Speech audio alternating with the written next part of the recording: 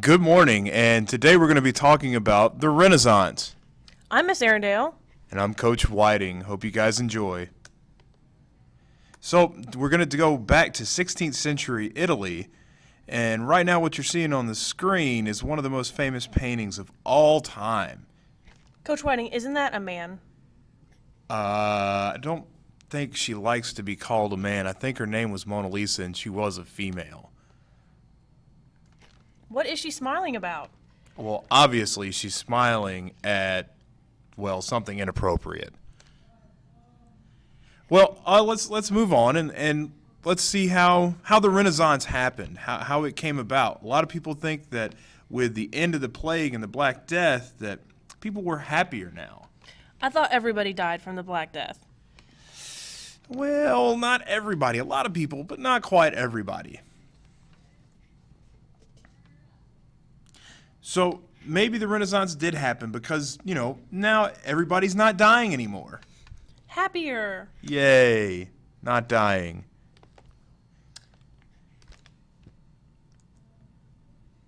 So 1506, the Middle Ages are over. The end of the knights, the end of chivalry, and now we kind of have this thing called the Renaissance. What does Renaissance mean? I think we're going to get to that in a little bit. I think as trade increased, the Eastern influences of old keep coming, and they have a profound impact on Europe.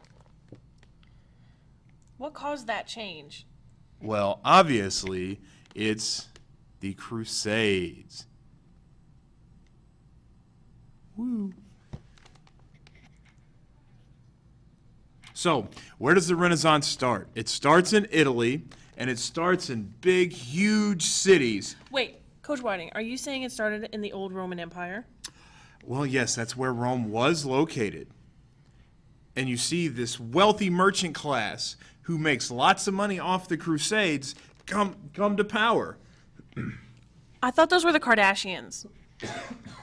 Not quite. It's more like the Gambinos. Aren't they in the mob?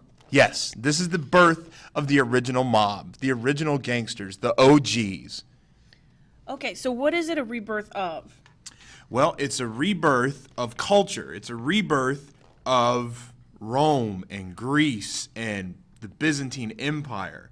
And, oh, look, there they are now, the Medicis, the most famous, popular family of the time. They were like the Kardashians. I kind of hate the Kardashians. Oh, my God, I love the Kardashians. What does nouveau riche mean? Well, nouveau riche just simply means new money. They didn't have money before, and now because of the Crusades and the increase in trade from the Middle East, now they have money. As you see here, they're representatives of a growing class of people who are going to take charge. They have the money, and what they put their money into is the arts. And If I had a lot of money, I would get someone to paint a picture of me too. so you're saying you would have got Mona Lisa to be painted as you? But with a tiara. But that's not very humanistic, which we'll come to later. So here you see the rebirth of classical Greece and Rome in the Renaissance, what does Renaissance mean, Miss Arendelle? Rebirth. Rebirth of what? Old classical culture and learning. What classical cultures? Art and literature from Greece and Rome. Where are Greece and Rome? In Greece and Italy. So there you see a couple more little specifics as we keep going. Now, back to humanism. Do you know what humanism means, Miss Arendelle? I think it means something about humans. Wow, way to be really unhelpful. Anyway, kids, humanism is this not turning away from God, but I know. Where you appreciate what humans can do. Right, you appreciate your human body.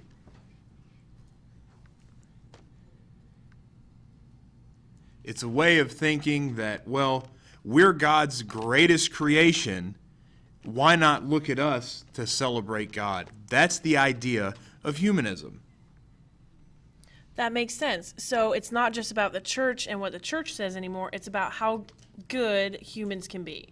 Right, like me, the perfect perfection of man. Potential for greatness. Can you give us a modern day example besides yourself? No, I can't think of one. Now, humanism also influences art because people want to see what we've got as good as we can be. Artists work harder to make it look better. So, what I want you to do is in your notes is I want you to describe the following two paintings. Tell me how they're different. It says stylistically. I want you to tell me how the colors are different, how the shapes are different. These types of things, okay? Take a look. Here's image 1, and here's image 2. Just look at the difference. Image 1, think Coach Whiting's painting. Image 2, think Miss Arundale's painting. I drew that with crayons out of the 64 box. Actually, this is from the medieval times. This right here. This is actually ancient, so not quite. Good. So, how does art change in the Renaissance, Miss Arundale? Well, for example, this picture looks much more realistic than the other one did. What looks real about it? Do babies wave in real life? Babies do wave, but not only that, look at the folds of her dress and how realistic her dress lays on the floor. Was it realistic that a little flying person would be above her head?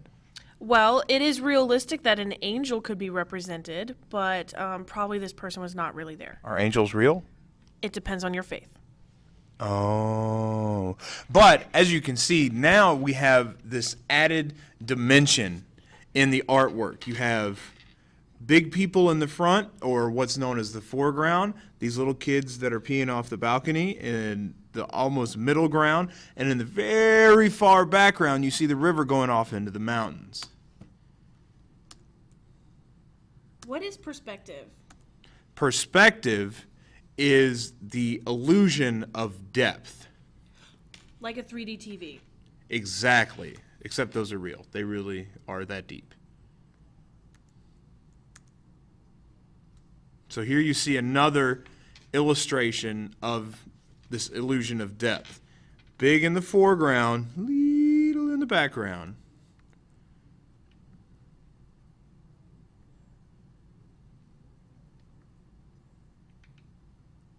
So, new Renaissance artists use perspective to give their paintings a more realistic feel. What is realism? Well, it's real. It means it looks like real life. And here you go. Here is a great example of perspective.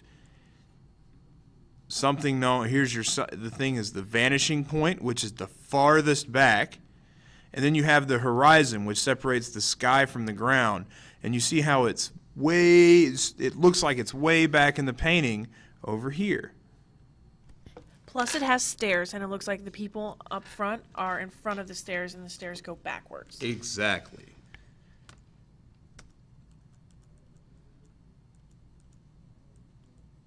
So, now, as you see, this is how the architecture and the sculptors change, as well as the paintbrush and paint artists of the Renaissance. What's no more Gothic mean?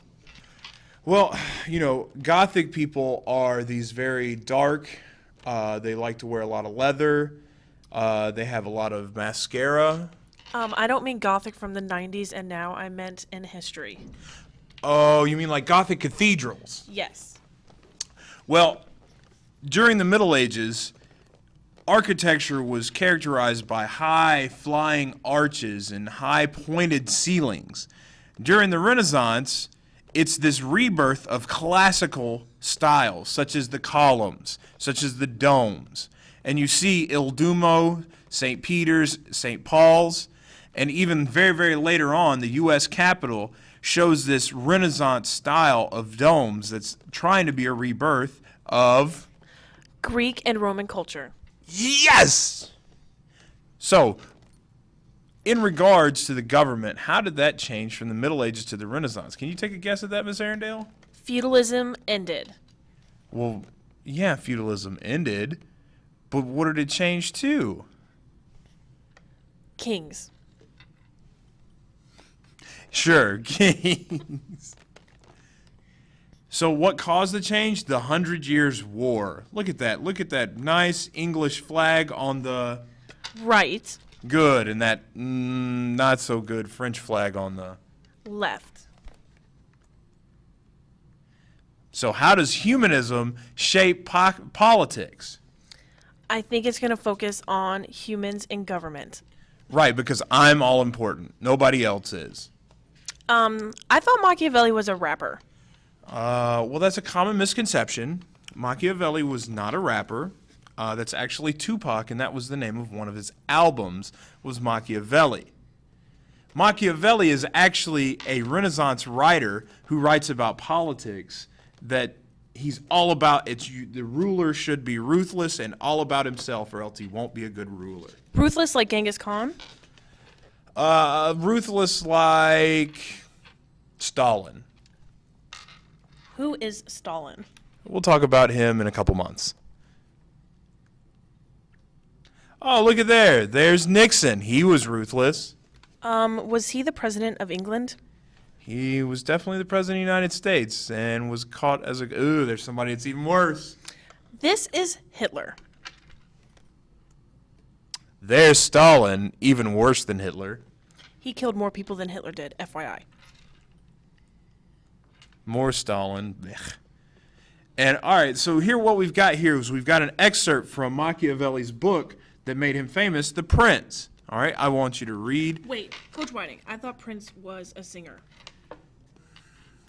Prince actually has no sound in his name. This is from the book called The Prince. Oh, I'm sorry. Okay. So, before I was so rudely interrupted, I want you to read this passage here from The Prince. Okay, all this, get up all in there. And then answer this question down here. Considering his views on leadership, what would Machiavelli think of President Obama as a leader? Please explain. Okay. So, as you see here, here is this ideal of the Renaissance. And these are your last few questions. They will be due tomorrow, and have a wonderful evening.